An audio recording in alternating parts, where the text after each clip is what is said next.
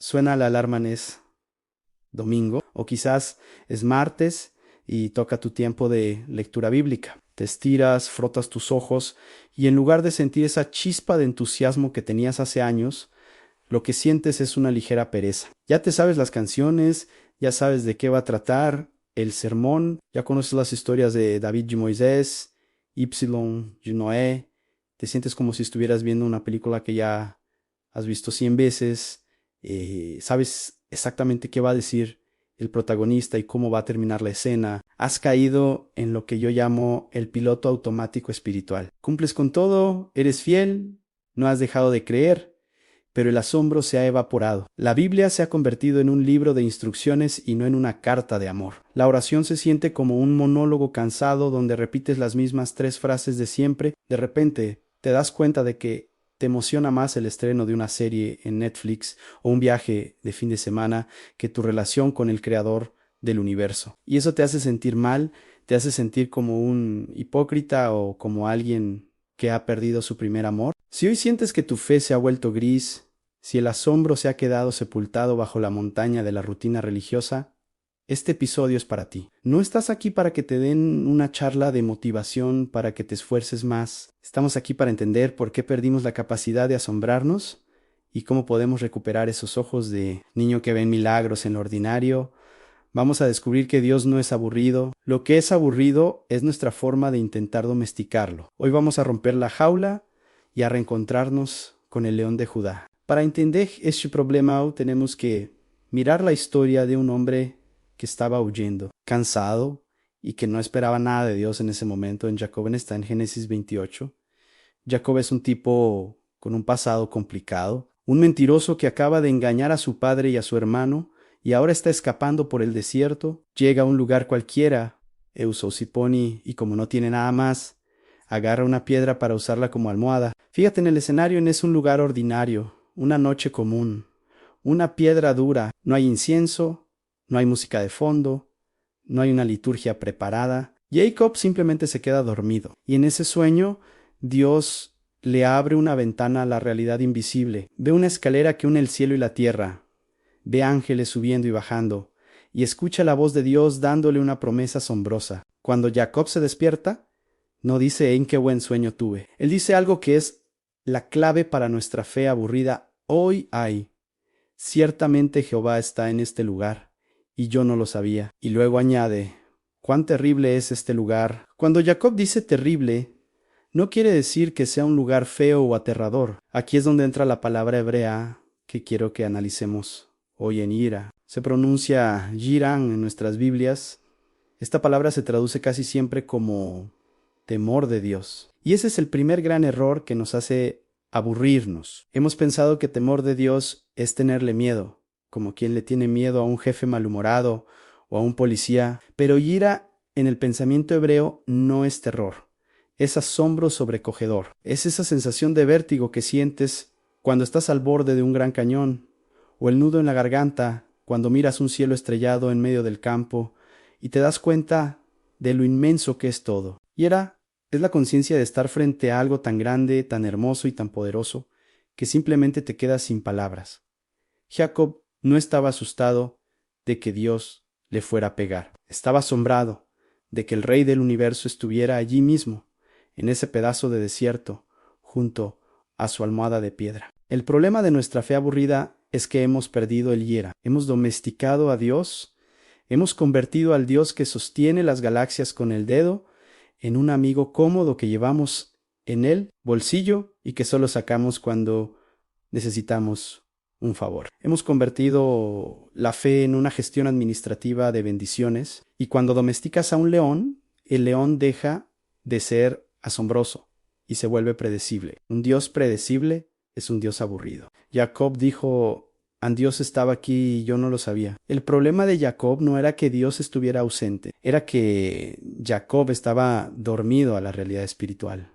Nosotros vivimos igual. Dios está en tu café de la mañana, Dios está en el tráfico, Dios está en el llanto de tu hijo, Dios está en el proceso difícil que estás viviendo en el trabajo, pero estamos tan distraídos con el ruido de la rutina que no nos damos cuenta de que cada metro cuadrado de nuestra vida es tierra santa. ¿Cómo recuperamos el asombro? Primero, rompe la rutina de la forma. Si siempre oras de la misma manera y en el mismo lugar, cambia. Sal a caminar. Quédate en silencio sin decir nada por 10 minutos. Escribe tus oraciones en un cuaderno o simplemente cántale a Dios una canción que no sea cristiana, pero que exprese lo que sientes. A veces, para que Dios vuelva a sorprendernos, tenemos que dejar de intentar controlarlo a través de nuestros rituales. Dios no vive dentro de tu método de estudio bíblico. Dios vive en la libertad de su espíritu. Segundo, practica la observación de lo pequeño. El asombro no solo se encuentra en las grandes cataratas, se encuentra en la complejidad de una hoja de árbol o en la forma en que el cuerpo humano sana una herida. Si no puedes ver a Dios en lo pequeño, no lo reconocerás en lo grande. El asombro es un músculo que se entrena prestando atención. Empieza a buscar las huellas digitales de Dios en tu día a día. ¿Quién puso ese pensamiento de paz en tu mente justo cuando ibas a explotar? ¿Cómo fue que esa persona te llamó exactamente cuando te sentías solo? Eso es Dios pasando por tu lado. No lo llames coincidencia, llámalo hiera. Tercero, recuerda la otredad de Dios en sí. Jesús es nuestro hermano y nuestro amigo, pero también es el verbo por el cual todo fue creado. A veces necesitamos volver a leer los pasajes sobre la majestad de Dios en Job o en los Salmos para recordar que no estamos hablando con un igual, estamos hablando con la vida misma. Cuando recuperas la perspectiva de su grandeza, tu pequeñez deja de ser un problema y se convierte en un privilegio. Qué asombroso que este Dios tan inmenso quiera tomar café conmigo esta mañana. Y esto nos lleva, como siempre, a Jesús. ¿Sabes quiénes eran las personas que más se aburrían con la religión en tiempos de Jesús? Los fariseos. Ellos tenían todas las respuestas, todos los rituales, toda la teología perfecta. Para ellos, Dios era una ecuación matemática. Por eso, cuando el Dios encarnado se paró frente a ellos, no pudieron verlo. Estaban tan llenos de su propia religión que no tenían espacio para el asombro. En cambio, mira a los discípulos. Eran pescadores, cobradores de impuestos, gente común. Jesús los sorprendía cada día. Un día calmaba la tormenta, otro día sanaba a un leproso, otro día cenaba con pecadores. Con Jesús nunca sabías qué iba a pasar después. Jesús es la cura para el aburrimiento, porque Él es el autor de la creatividad. En la cruz, el asombro llegó a su punto máximo. Lo más aburrido y común de aquel tiempo era una ejecución romana. Miles habían muerto así. Pero en esa cruz específica estaba ocurriendo algo que los ángeles todavía hoy no terminan de entender: el Creador muriendo por la criatura, el Santo haciéndose pecado, el Eterno entrando en la muerte para destruirla desde adentro. Si la cruz te parece aburrida, es porque la has mirado demasiado tiempo como un amuleto y poco tiempo como un evento cósmico que te rescató del infierno. Cuando vuelves a entender que tu salvación no fue un trámite burocrático, sino un rescate sangriento y apasionado, el asombro vuelve a brotar. No dejes que el saber mucho de la Biblia te impida conocer al autor Anai.